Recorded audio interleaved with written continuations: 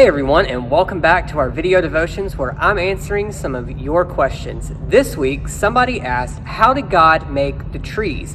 And somebody else asked, how did God make the birds? So, I asked you, what do you know about creation? And here's what you said.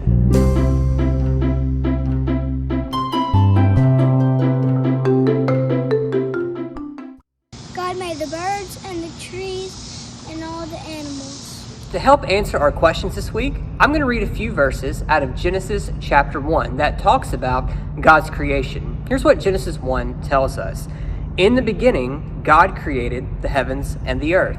And then in verse 11, the Bible says, and then God said, let the earth produce vegetation, seed-bearing plants, and fruit trees on the earth, bearing fruit with seed in it according to their kinds.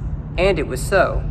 And then in verse 20, it says, then God said, let the waters swarm with living creatures, and let birds fly above the earth across the expanse of the sky. So God created the large sea creatures and every living creature that moves and swarms in the water, according to their kinds. He also created every winged creature according to its kind, and God saw that it was good. So how did God create the trees and the birds and really everything else that we see on earth? Well, the Bible says that all God did was speak. He said, let there be. You can fill in the blank from there, and it was there. He didn't take some long time to use his hands and create something and get it just right. God simply spoke, and it was there. So you try it at home. Try to say, let there be, and you fill in the blank with whatever you want to, and see if it appears. Now, I'm just guessing if you actually did just try that, nothing happened. And here's why. It's because you're not God. You don't have the same kind of power that God has. God is our creator. He created everything that we see. He created everything on earth. He created everything out in space. And he did it in just 6 days by speaking, by using his words. I think that is pretty amazing. But here's what's really, really neat. So we're asking about trees and birds. Well, God did create the trees, and he created every single type of tree. And God knew where every type of tree would be all over the world, and he made it to where that tree could grow in that place. That's pretty neat. Also with the birds, think about how many different types of birds you see flying in the sky.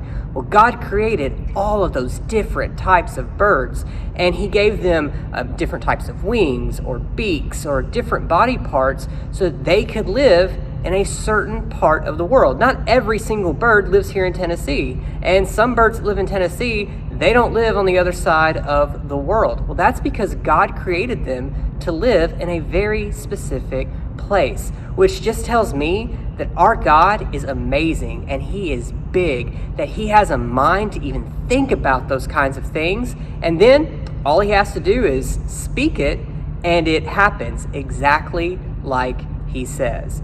Well, I hope that just thinking about God's creation and how big God's creation is just leads you to want to worship him even more.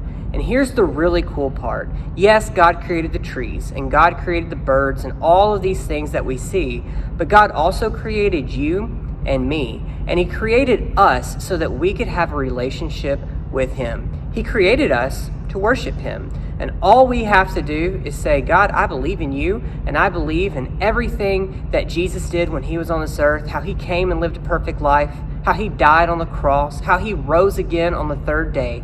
And I believe you did all of that so that I could be forgiven of my sins and I could be saved. And when we choose to believe in that, God promises that he will save us. Because here's the thing, God also created in the beginning Adam and Eve. And they were perfect to start, and God wanted that perfect relationship with human beings. Well, we can have that again in heaven if we choose to believe in him and give our lives to him. And God has made the way for us to do that. So if you have questions about how you can be saved, I hope you'll talk to your parents. Let them know that you would like to talk about, or that you have questions about what it means to be a Christian. You can also come and talk to me anytime.